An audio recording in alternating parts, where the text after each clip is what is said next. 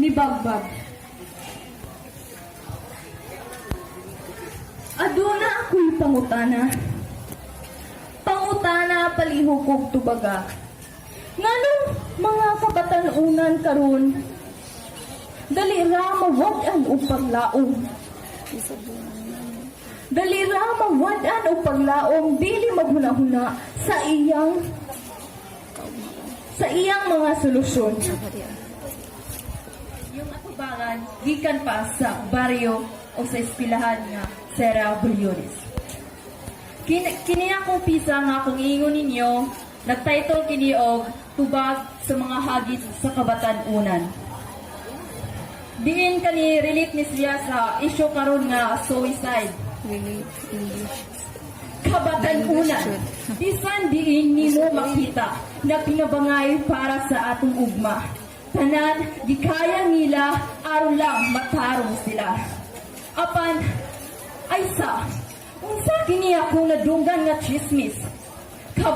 Kabatanunan? Nagdumala sa droga? Ha? Unsa?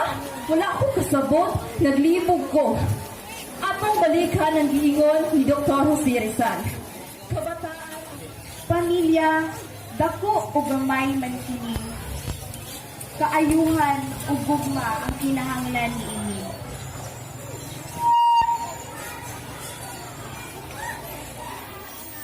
Kini ang tubag, kini mga problema. Ang tubag. Iyon sila, kaming mga kabatanunan, ang paglaon sa yutang na tauhan. Kaming mga kabatanunan, paghihas-hasan o kaman, alang sa kalambuan. Kay lagi, anaa sa among magkabot ang kabatuhan. Kini, maumhagit yung kalibutan. Pero, ang dakong pangutana, kumusta naman kitang mga kabataan? O di ay nitubag? Okay kayo! Di ba? No, may pinakasikat na linya nga karong panahon na. Pero may dakong bot-bot na gilitok sa taong na problema. Problema nga mao'y hinungdan nganong siya sa kinabuhi ni buhi. Oh, kaybaw ko. Kabataan. Kamatayon sa kabataan. Paghikog, dihimong solusyon aron problema mawala. Pero kamatayon. Puang daw ko. Pero wala sila kahibaw. Wala ka mo kahibaw nga nahugno na ang akong pagkatao. Wala ka mo kahibaw nga gusto na ko muling gawas sa aning kinabuhia. Ako dili makatulog sa gabi. Nagahinok ko galantaw lang sa kisame permi. I-cheer up ninyo kayo. Naguna-una kung manong ako ang ipaantos sa ini. Na, paling aron. Inagmata sa kabuntagon. Sobra pa yung aron. Kaingon ko, okay na. Kaingon ko, okay na. O katangit-ngit pa tayo nang mawala, pero dili pati ay. Daghang hagit sa kinubuhi ang ilang isagupan. Ang tunay, Diayan niya sa inyong atubangan. Arong nito pon kining mga pulong nga niya sa akong galamay. Apan sa dili ko pa kini pagasugdan. Ako nagatuktok sa inyong mga dughan nga inyo sa akong pakpakan. Lahi sa mga nasandan, sa mga hugot ikan sa dughang nasakitan, tungod sa kumang wala kahatagig katumanan, mangkaroon kadayon pang nagpangutan tungod sa relasyon. Dugay nang nagpahulay sa lungan. Hindi akong pagkaisutanan, labi na sa mga Girl Scout na andam kanunay. Pero karon sa tingod anay, wala ko kabalo kung andam ba ko o gikulbaan lang jud ko. So karon, usa ko magsugod, gusto ko naran ako inyong atensyon ug maminaw karon sa akong sugilanon. Sa tema nga Girl Scouts in Action to Transform Lives. Ug sugilanon nga tubag sa hagit sa kabatanunan. Unsay tubag sa mga hagit? Sa imong kinabuhi nga pinakalit, kabatanunan. Unsay kumon nga hagit sa tanan? Labi na kanatong mga kabatanunan. Isa ba ang eskwelahan o ang pagtulong nimo sa tabuhan kay ikaw high school rataman? High school rataman kay walay kwarta ang imong ginikanan.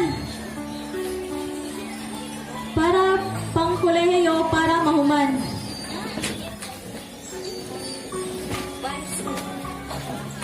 Pero ikaw magtuman sa imong kagustuhan nga walay hinungdan. Kagustuhan nga matagad sa tanan. Mo imong pag-eskwela na pasagdan. Kay pulos pagwapa lang. Mo unsa ang resulta? Ikaw na makdos na. Sa imong uyab nga gitalikdan ka. Sa imong uyab nga gidaganan ang responsibilidad sa inyoha. Maong karon ikaw nag-inusara.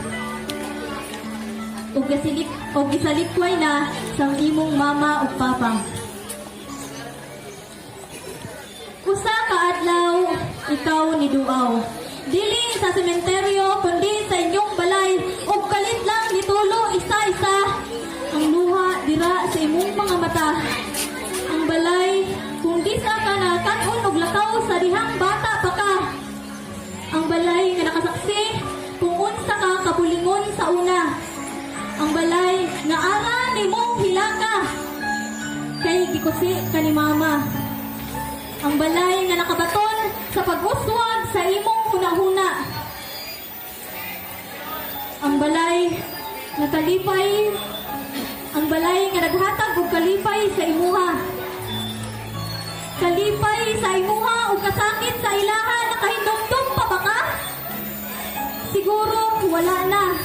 Wala na kay wala na ang balay nga imong gihigugma ug ang pagsalig nila tira sa imuha nga matawag na lang nimo nga sa una.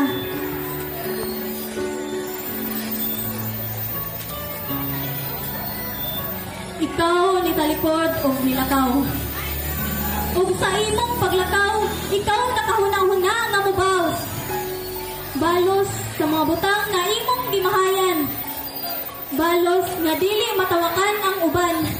Balos sa imong mga ginikanan ug sa imong anak nga nagpalandag sa imong dalan.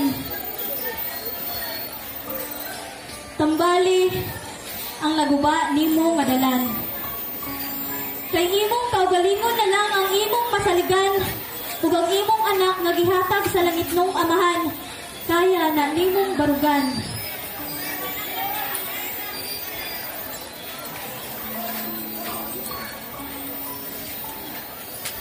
Itama ang mali nga desisyon ug isakto ang nahiwi nga direksyon.